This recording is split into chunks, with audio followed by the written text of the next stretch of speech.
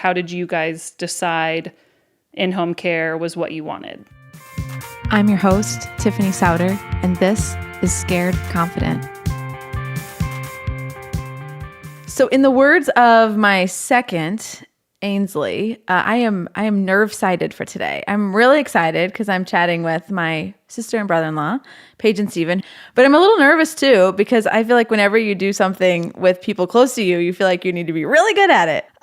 So this is our second version of what I'm calling coffee over microphones. Paige texted me after one of my earlier things and said, hey, I'd be interested to hear more about how you made the decision for in-home care, how to make all that work, the financial aspects of it. And she said, like, so many working moms just trying to maximize all the things. So before we start launching into questions, can you just kind of orient people who are Paige and Steven and kind of the life stage you're at and what is competing for time, attention, resources for you guys right now? Okay, I'll go first. So I work full-time for a marketing company headquartered out of Illinois called A Perfect Promotion. And I do project management there and our graphic design. I have been there for 6 years. Steven and I have been married for 3.5 years. And do you have a kid? We have just super on top of the childcare conversation. We have a son, Edison, who we call Eddie, and he is about 9 months old. And he and Quincy, Tiffany's number 4, are just 1 day apart. And so it's been very neat. It's been very cool to like be able to have this journey together. Yeah.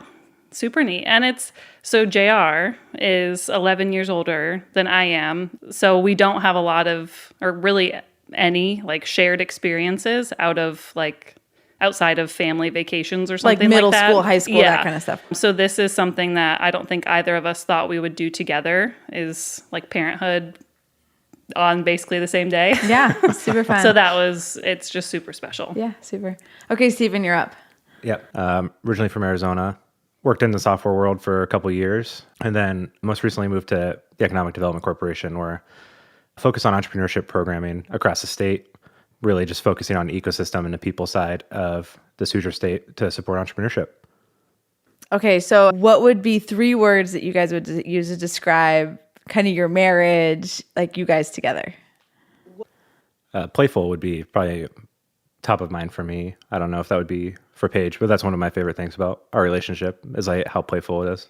Yeah, a lot of just banter back and forth, whether it's in person or via text.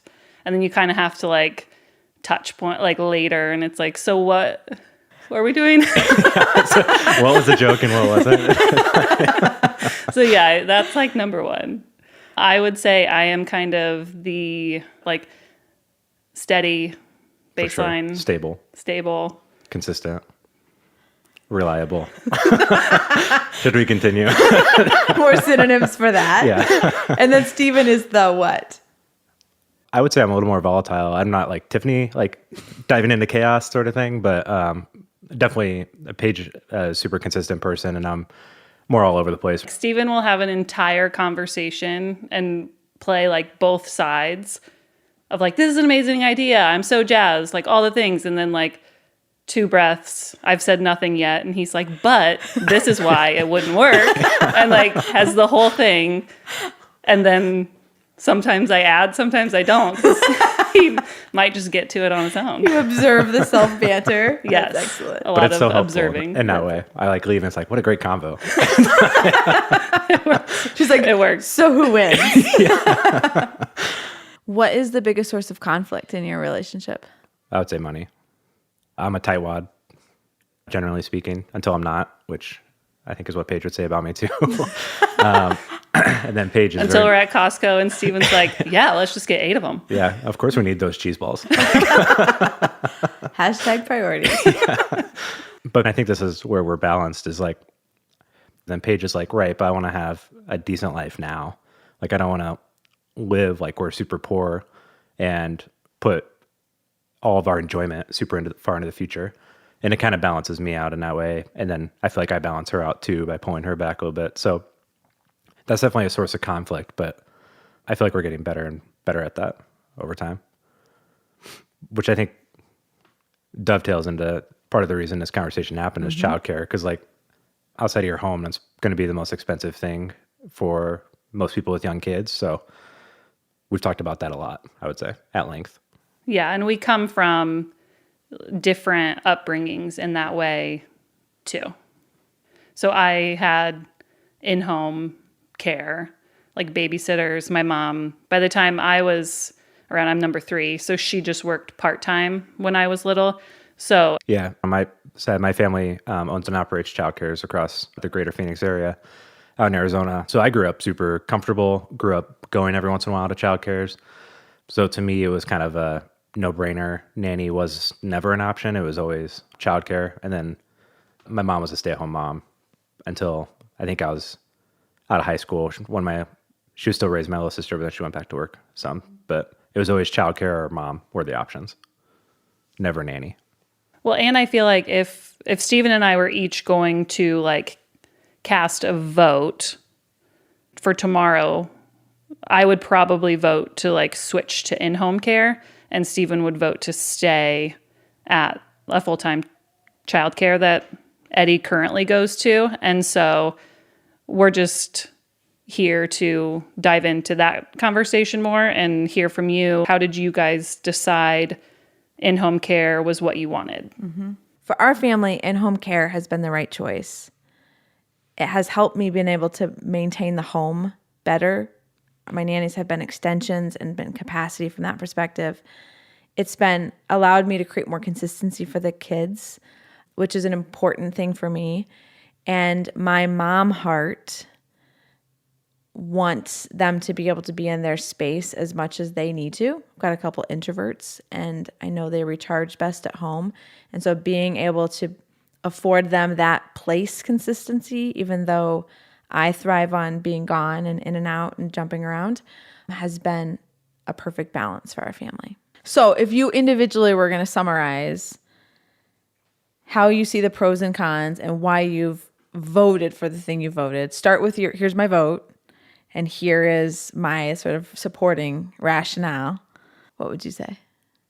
So I would say my vote is for in-home care, because when I look at other families that have in-home care, like Tiffany's family, for an example, just the added like help that it can bring into your home, not just to your family, but also the freedom to your own time.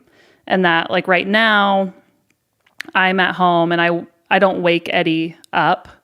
I let him sleep until he gets up, but then I do kind of like morning routine, breakfast, and I do love that time with him, but it's also like that's an hour at minimum to like then get him dropped off and then my day started. So it works for now, but I just think ahead to if work picks up, additional kids, and just what if I really need that time back? And so just creating this life for our family that functions like as smoothly and efficiently as possible.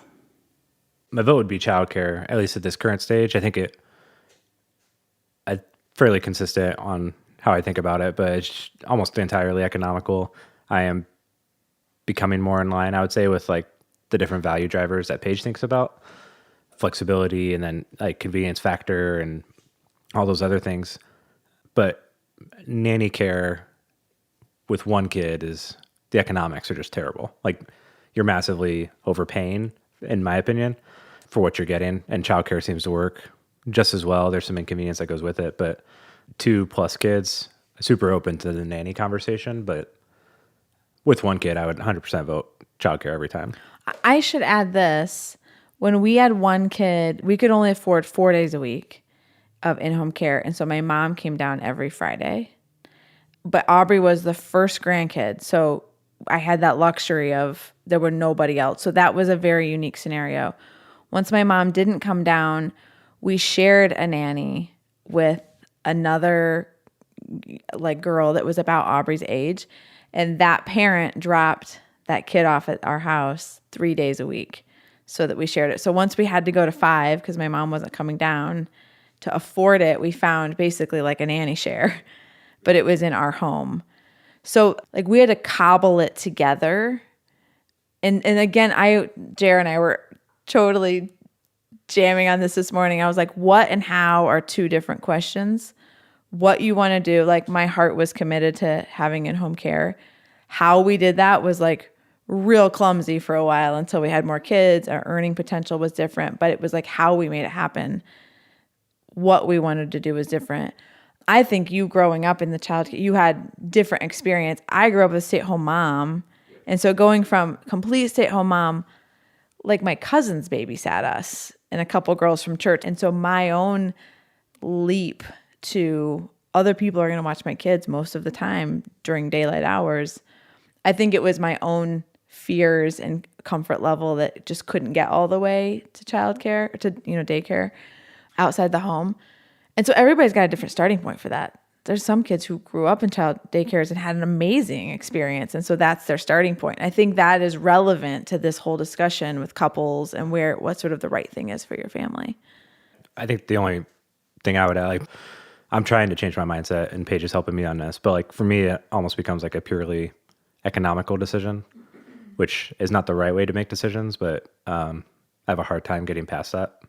So, but I think that's really real. I mean, there's a lot of couples who have this exact same thing where one of the partners sees it as, well, which one costs less as it relates to the financial expenditure? Mm-hmm. And I think that's one of the questions, like, well, what is cost? What all is in that column of things? One is certainly the financial aspect of it. Yeah. But then I think the cost that I don't feel or see as much is, I think you could talk about it more, but like the demands that can create through like some inflexibility. Mm-hmm. Right. So Eddie, a couple months ago, was sick, had an ear infection, just fever. Yeah, fever, and not in a great spot. So when that happens, he couldn't go to daycare. And so then I felt like Steven's world wasn't really disrupted or changed. And it was just kind of assumed, because I have a more flexible work schedule anyway, but that doesn't mean that it's just like a walk in the park to be able to keep a 7-month-old at the time or whatever home with me. So it just kind of rocked my entire week, and I had to like push some things, and I hate to use this word, but I was just truly inconvenienced. And so when it's something that is in home, I feel like that doesn't really rock my work world as much. Right. There's pros and cons to both. And this is not like an episode where it's like at the end of this, everybody can be convinced to have in-home care. I just think it's important to talk about what are both sides of it, because on one hand, people who have nannies would say, well, if that one person is sick, you're screwed, because it's the school's job to find other teachers for that room if your teachers are sick. So it is definitely, you've got to kind of pick your poison, because neither one of them is perfect. One of the things I found, whether you're doing a daycare or you're doing in-home care, is moms, families have to understand you have to have a backup figured out before you need it. And probably second or third tier. And that way you can just kind of stay in game mode and be like, this is how I've solved this, versus it never happens in advance. Often it's super inconvenient. It's always on the day where you have the most important meeting of your life. It's just Murphy's Law plays out. And so that would be a tip I would say, is like, have your backup plan figured out in advance, because you're going to need one no matter which path you choose. I think one of the big things for me as we thought through in-home care, and I would say I'm more comfortable living lean, like from a stuff things experiences perspective, to be able to get freedom and time. And so in the early years, when we had a nanny, we straight couldn't afford it. And we weren't living on credit cards to get there, but there was a lot we had to cut out to be able to make that happen. And again, this is not to tell people this is the right thing to do. It's just how we thought about it. And when I did the math in my head, I believe having in-home care gives me about 15 more hours a week of time personally. I know it doesn't take an hour every day to drop off and pick up, but there's switching costs in loading the baby up, getting him out of bed, getting him changed, having to take all of that. That is a heavy load for me. I don't enjoy that transfer, and especially when they're young, the idea of just letting them sleep in their own bed and not having to be disturbed just gave my mom heart just peace that like my life was crazy and I might have to leave early, but they don't. They get to stay here and be in their own bed. So that was one of the things. The other thing is in my role, having to be somewhere at an exact time was a very complicated thing for me because sometimes I was having a really important meeting with an employee or an important meeting with a client. And it wasn't all the time. Sometimes that was excuses for being late. But there were times it was really consequential to the big picture of what I was working towards. And so being able to text a nanny and them understanding the big picture of what I was trying to do with my life, they were partners in that. And so I could be 20 minutes late, 40 minutes late, whatever happened without the sort of big penalty. And then the other is, I think especially as you get more kids, when there's someone in your home, they can help you do things. Like today, I got all my Instacart stuff delivered and my nanny was able to put it all away for me. And it's not that she's our housekeeper by any stretch, but it gives me capacity to be able to walk into a home that's clean, the girls' lunch boxes are unpacked. There's things that happened and I wasn't here. And so I estimate it gives me about 15 hours a week in personal capacity to have somebody in my home. So when I was 25, 26, 27, thinking about this, I would say, well, I know I have to get 10,000 hours of experience in something to get paid a lot of money to do it.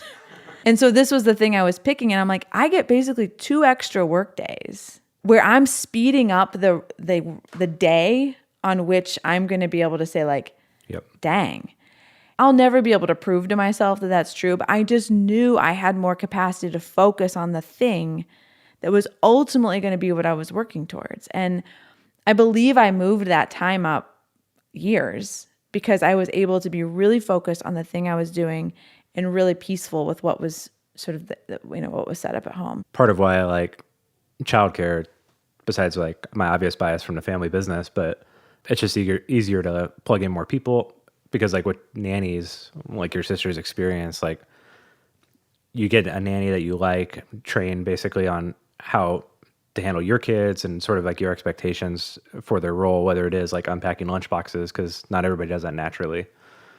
But you get them all acclimated and aligned, and then they can just bail randomly. And like that's one of my, I would say, fears is like you get into that and it's just you commit all this time and then they're gone. Yeah. And it will happen. Like I think of it, I mean, I employed people too. It's like, it's the same thing. It's like, dang, you were awesome at your job and you just got a promotion or you went somewhere else. Like, that sucks. I have to start over. It's just part of the human experience. So I have accepted it as a reality of our choice.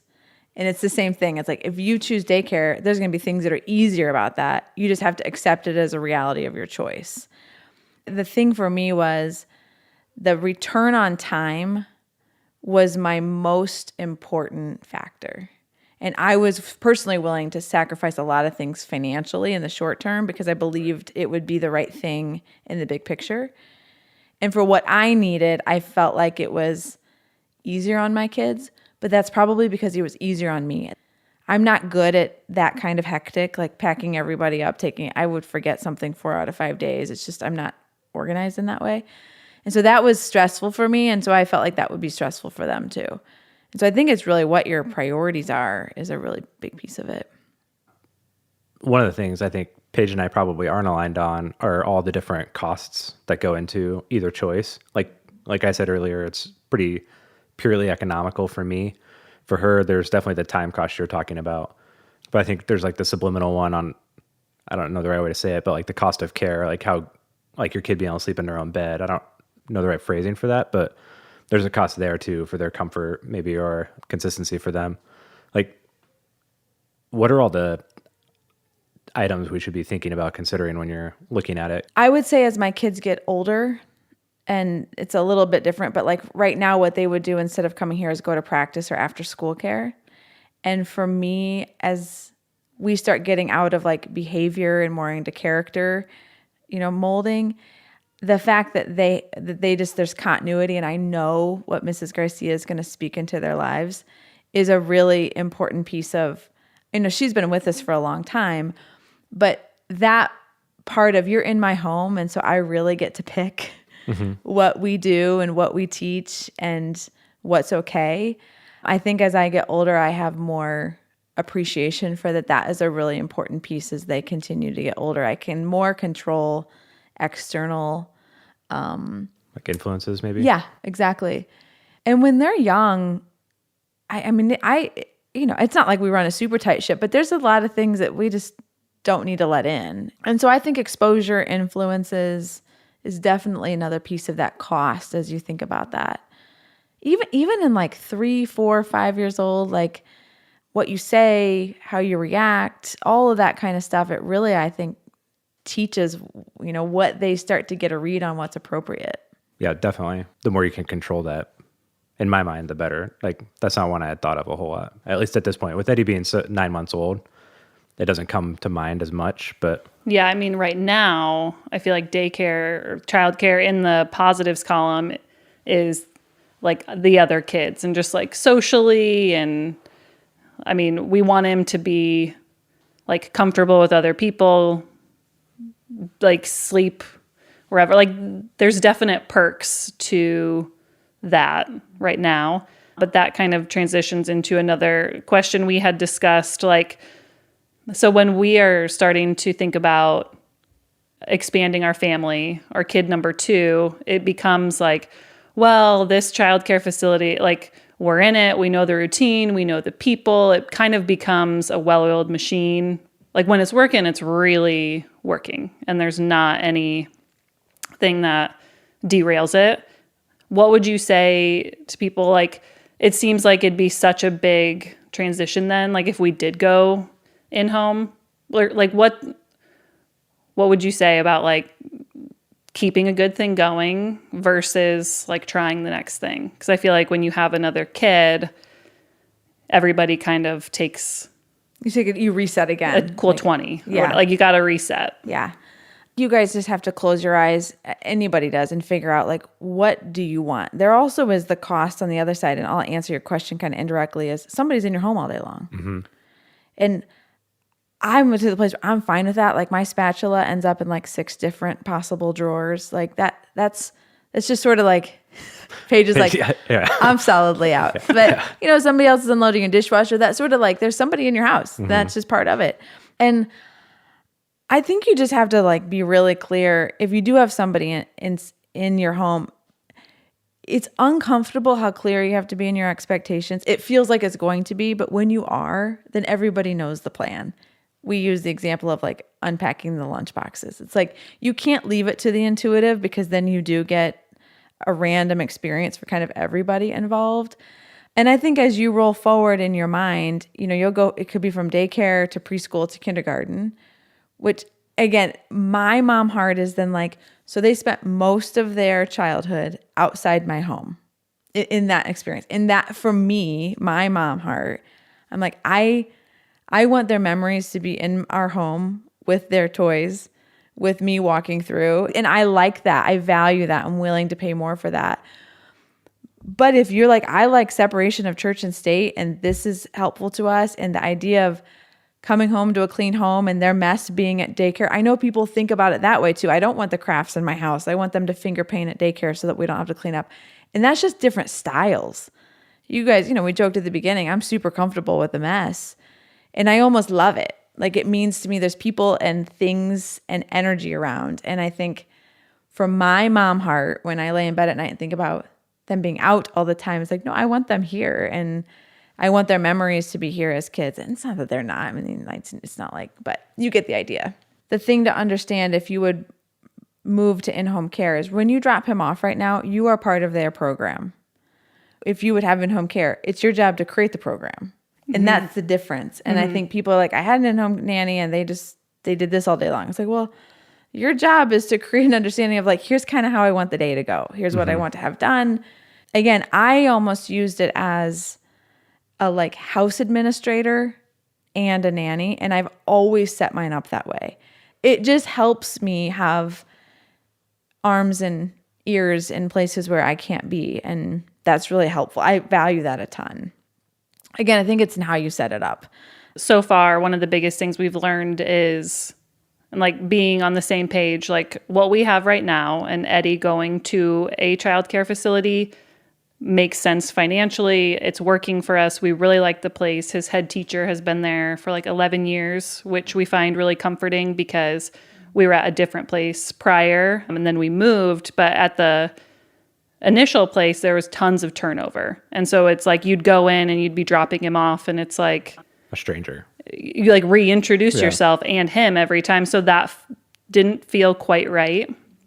So this new place is smaller and it does feel just more familiar every day when the head teacher is there most days. So we've got a good thing going right now. I think it's just kind of being on the same page and in agreement on maybe this will be what we do, or maybe we'll reevaluate and pivot if a career change happens for someone, or like it's kid number 2, whatever it may be, just keeping the dialogue open. So in the spirit of the podcast in Scared Confident, like what's behind it for you guys? Like what's the fear in getting it wrong? Yeah, I mean, messing Eddie up, right? Like definitely for us, it's like, how are you going to mess your kid up? Like everybody messes their kid up in some way. They don't know how, but like they do. And, we obviously want to do that as little as possible. So, yeah, Steven always says we want to give him just enough trauma so that he's funny, but like not too damaged. That's hilarious. That is just hilarious. a tasteful amount of trauma. Yeah. Paige consistently asks that question of like, is this what's best for Eddie? Which like helps snap me out of that like purely economical frame of mind of, hey, this is a lot bigger than like the next 6 months of our budget. It's like, this is his entire life that we're setting him up for, which might feel dramatic when you're talking about childcare, but it sort of sets the mindset for how you consider decisions for like child upbringing, period. And you hopefully take that context into future decisions as well. I would say the reality of it is Eddie spends more time with other people than he does us. Mm-hmm. But we're doing that to like create this like life or lifestyle for him and our future family. So I think it just is the constant like mom guilt or whatever it may be of there's days where it's like, what are we doing? Or what am I doing? Should he be home with me all day? But then you feel selfish being like, no, that's not actually what I want. And like, I am my best self working. Like for him, I need that space, like, right. Yeah. And like, I just pick up as like, for either one of us, we both love to do it because we're so jazzed to see him. He's jazzed. We like love our evenings. But yeah, there's some days where it becomes like, well, why are we doing this? I remember I was pregnant with Aubrey, our first, and I was at church and I shared that I was going to be going back to work and we were getting a nanny. And a mom said to me, you understand that 90% of like their basically mental formation is done by the age of 3. And you're going to let somebody else do that? That's what she said to me. It was like I got punched in the face. Mm-hmm. And I had to sort through that for a long time about if I don't even know if that's true. I have no idea if that's true. But this is what this person said to me. And this feeling of like somebody else is seeing my choice so negatively because I didn't see it negatively. Mm-hmm. And it was shocking to me. I think it is not yet socially comfortable for us as women in particular to say, I really enjoy myself away from my kids doing my job that I feel good at. And for that to be totally okay. That does not mean the opposite side of that is I don't enjoy being with my kids. Like, that's not the inverse of that comment. Right. It's not one or the other. Right. I think that's super courageous of you to say that, Paige. And I think we need to give more language to that. It doesn't mean you're not an exceptional mom. It doesn't mean that you don't love your time with your kid. And it doesn't mean that you don't want the best for them. It just means that the way I've been stitched together as a human being, this is part of the way I get whole so that I have a lot and enough to give my kids in a really productive way. And you can be an amazing mom. Like your kids are incredible and work with a lot of excitement and enthusiasm for what you're doing there too. And I think that there's room to give that language. So what else is on your mind? Text me, 317-350-8921, 317-350-8921. And be sure to follow along on your favorite podcast app. Thanks for listening today.